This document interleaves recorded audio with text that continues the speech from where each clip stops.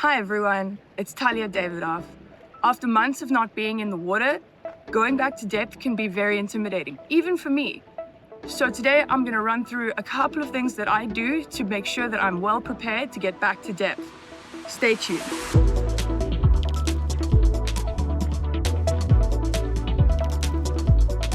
First off, it's completely normal to take months off of freediving. Some of us need to travel, need to go back to work. That's completely fine. I actually think it's healthy to take breaks from freediving, but it does mean that we have to be very careful about how we re-enter depth training and make sure that we're doing it safely. As you might have seen from my previous video, I don't have access to depth where I live, so I do a lot of gym training, a lot of pool training. You can check out one of my previous videos explaining what I do during the off season to make sure that I'm ready to go when diving season hits. I do kickboxing 6 to 10 times a week. I like to lift heavy things. EQ tool with me. So normally about 2 weeks before I make my way to wherever I'm traveling, I start to really focus on flexibility. So a lot of lung stretching, a lot of negative stretches, but positive stretches as well. I find that to be very helpful in terms of managing contractions as soon as I get back. Once I've landed at my destination, the first thing I do is not go to depth. I know a lot of us are chomping at the bit, as they like to say, to get back into deep water, get back to our previous year's depths, but this is not the safest way to do it.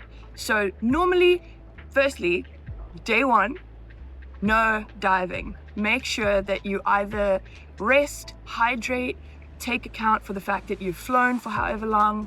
Also take into account you might be jet lagged. There's a lot of different things that you need to take into account to make sure that you are well rested before you approach the water at all. Day one of diving for me consists of a lot of stretching, a lot of EQ training, and then once I go to the water, I do not go deeper than 40 meters on day one. So I normally start with full lung EQ training. So I will take a mouthful at the surface and practice it down to whatever depth is comfortable. I do this on full lung first. Once I feel comfortable doing that, I will switch to an FRC, which some of you might not know, it's just a short exhale before the dive. There's still tons of air in the body. I'll then take a mouthful from the surface and carry it down to whichever depth is comfortable. Once I've done a few of those, I will then rest. I will leave the water. For me, that is good enough for day one. For day two, I'll go back to the water. I'll repeat similarly, but with less repetitions. I'll start with full lung, move to FRC, then I'll move to RV. So this is when you're doing a exhale dive. It's very, very important to be very careful here. Make sure you have good safety. And this will often simulate the pressure that you'll feel at depth. I'll do this no more than 3 times because I believe it's not good for the glottis personally, or at least for mine. And then from there, I will get out of the water. After those 2 days of training, I will then take a rest day, make sure that I'm very hydrated, especially if I'm going to a warm country like I am now in Turkey. I need to stay hydrated, and sometimes water isn't enough. Electrolytes can also be very, very important. Then it's time to go and dive. Orka dia. Why do cruise shippers ruin everything? When it comes to my first day back at diving actual depth, I like to cap myself at 60% of my personal best. So I'm a firm believer in train like you dive, dive like you train. So I will immediately go into a competition setting to make sure that I get used to what that looks like. So my first thing that I do when I get on the boat is I slap on some really cool drum and bass music. I find that it relaxes me and it's important to my process, and I'll have a little dance, enjoy myself, think of things to be grateful for, get myself suited up, and then I just like to go and lie in the water for like 10 minutes, just with my snorkel in, nothing else on my face, and just breathe, get contact with the ocean, say a little hello, a welcome back, I'm happy to be here.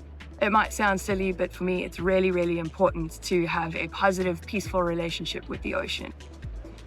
After that, I personally don't do any warm-ups or any hangs because I like to stimulate my diver's reflex on my dive. Once I'm in the water and ready for my dive, I'll go straight to the dive line, clip myself on, and I'll lie on my back for a little bit and just do some gentle breathing, nothing focused, just getting myself relaxed and peaceful before the dive.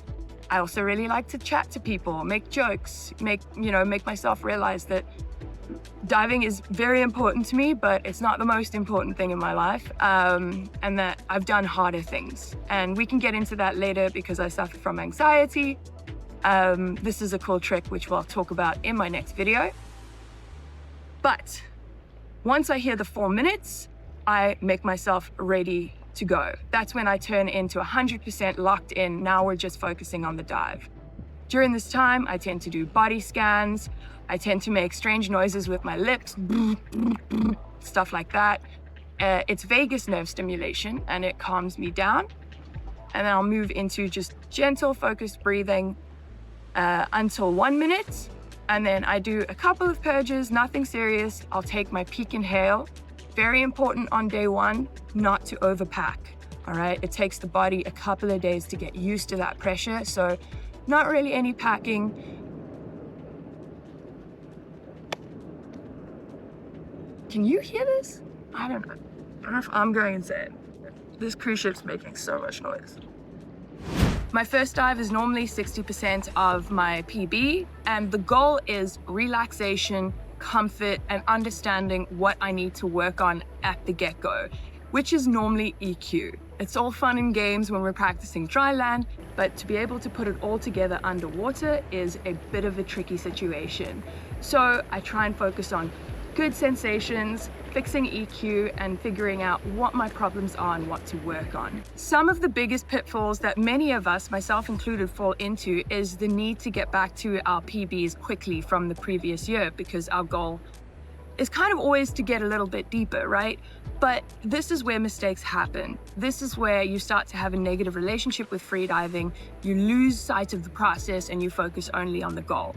So for me, I really like to tone it down and I really like to progress slowly and I focus on comfort. So if I start at 60, I'll normally increase 5 meters each dive until I get to, let's say, 90 meters, and then I will start making my increments a lot smaller, 1 to 2 meters, focusing on relaxation, the process, really dialing it in so that I'm comfortable and happy on my dives. And then once I'm there, we can slowly progress going deeper. The main thing is also to take a lot of breaks. I do not dive 2 days in a row. It's not what helps me. It's not what helps my ears, what helps anything. So for me, I'll dive, take a day off. And then once I get to about 80 meters, I'll start taking 2 days off. 90 meters, I'll start taking 3 days off, making sure that my body is rested, that my central nervous system is rested, and that I'm feeling comfortable and not overreaching throughout the season. I hope this information is helpful to you, especially to those who don't have access to depth and find it really stressful to come back and wanting to get back into their performance stages. Take it slow, take it easy, have fun, approach everything with curiosity, and just remember, you are you, and you happen to freedive. I am Talya and I freedive. I do many other things as well. We're just big kids in the pool. Don't take it all too seriously. We all got into this to have fun, and it's important to remember that.